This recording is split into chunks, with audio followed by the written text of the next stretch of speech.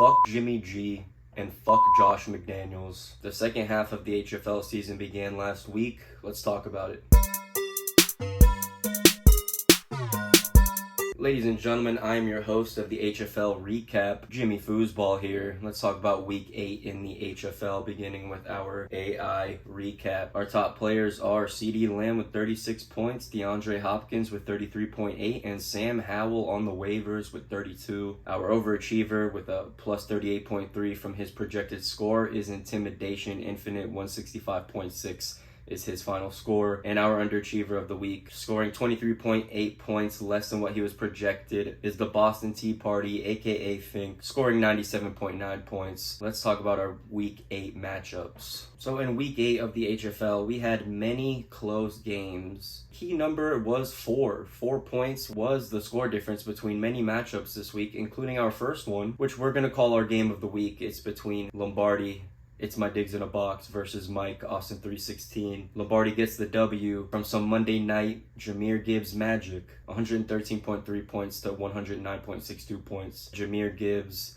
has his rookie breakout game on Monday night, 152 yards and a touchdown, 28.4 points. He had a nice performance from Ayuk, 14 points, and Joe Mixon, 18.5 points. On the other side, we got Justin Herbert, 24 points, Austin Eckler, 19.8 points, Amon-Ra, 14.8 points. The Monday night matchup was between Jahmyr Gibbs, and on the other side, we had Amon-Ra St. Brown and Jakobi Meyers. 2 of those 3 players that I named did come out and perform. However, Jakobi Meyers finishes with 1 reception and 19 yards because Jimmy G has no fucking idea what the hell he's doing when he steps back to pass. Free Davante Adams. Jimmy G, Mitty G, congratulations on your new bench spot, you fucking bum. I would put David Butler back there before you. You fucking suck. But I'm not biased, I have no horse in this race. But congratulations to Diggs in a Box on the W this week. It's a big one. He is now 5-3. Austin 316 sitting at 5-3 as well. Our second matchup to go over this week is another 4-point game. This one more high scoring. We have Fratty Jones versus Squidward Tortellini. John Parente getting the dub, 140.58 points to JD's 136.28 points. For JD, we have Garrett Wilson with a 100-yard game, 15.1 points. DeAndre Hopkins with the rookie absolutely explodes, 3 touchdowns for 33.8 points. And Jamar Chase, 10 receptions, 100 yards, and a touchdown, 21.2 points. But unfortunately, it's not enough to JP's squadron, who he has. Derrick Henry, 15.2. Travis Etienne, 24.4. CeeDee Lamb, 36 points. JP putting up a very impressive performance. His squad putting up 140 points. Squidward Tortellini now sits at 4-4. Fratty Jones sitting at 4-4 as well. In our third matchup of the week, some people might coin it as the Toilet Bowl 2 of this season. We have the manager, David Butler, versus the injured reserves, Cleary. Cleary winning this Toilet Bowl, 123.28 to David's 103.16. For David, the manager, Russell Wilson, 17.56 points. Michael Pittman Jr. with a 14-point game. KJ Osborne, 8 receptions, 99 yards, another 14 points. And for Cleary, we have AJ Brown putting the team on his back with 30 points. Sam Laporta working some Monday night magic. 8 receptions, 57 yards, and a touchdown. 15.7 points. With this, unfortunately, David is still winless. He sits at 0-8. Officially eliminated from playoff contention. And the injured reserves in our rank 11 spot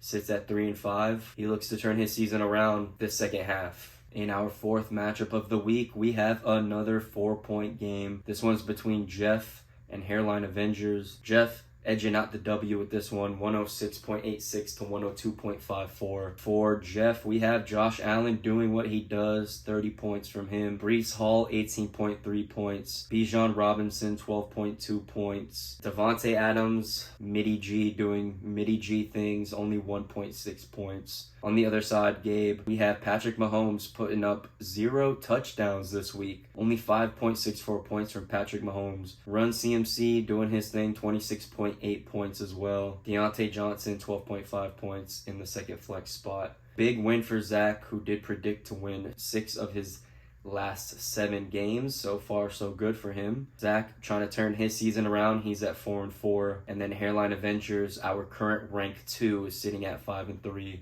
In our fifth matchup, we have an absolute blowout. It is between Finnk, who decided to go by Boston Tea Party this week, and then we have the Commish, his new name, Revenge of the Stink. Commish gets the dub, 150.86 to Fink's 97.86. Talking about Finnk, Kirk Cousins goes down, torn Achilles, he's out for the season, 19 points for him. We got Josh Jacobs getting the only good thing the Raiders did on offense on Monday Night Football. The whole drive basically just went through him. 15.8 points for him. Mike Evans getting a bailout touchdown, 11 points. Darren Waller leaves with an injury, only 0.9 points for him. For Boston, the Commish, we got Dak Prescott, 4 touchdowns, 29 points. Kamara, he's back, man. 25 points from him. 22 points from Waddle. TJ Hawkinson, 17.8 points. His team just clicking on all cylinders this week. He gets an easy dub. Finnk is now sitting at 4-4. The Commish is also sitting at 4-4.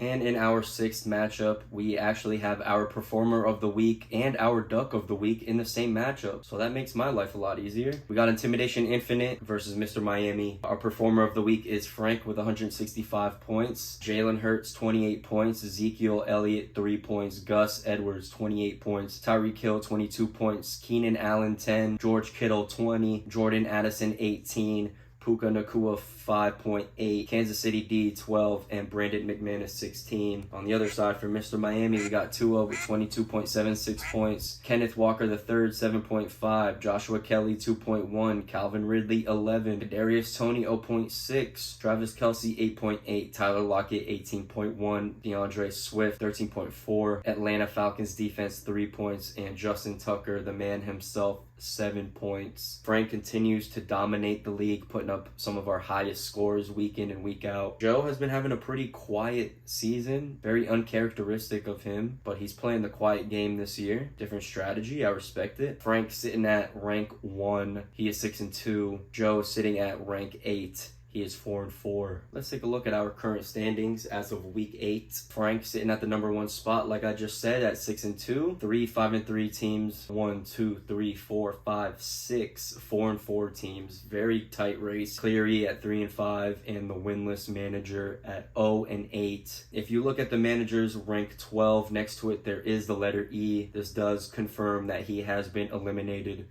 from playoff contention. So we have our first consolation team announced already. Congratulations, David, I guess. Hopefully he gets a W. Hopefully he gets a regular season W. Hopefully he doesn't come in last. But the halfway point of the season is in the past now. We're moving forward to our second half of the season. We're going to keep the recaps going. You guys know me, Jimmy Foosball. You know what the fuck I do. You know what the HFL does. You know what we're all about over here. Hope you guys had a fun Halloween. I'll catch you guys next week.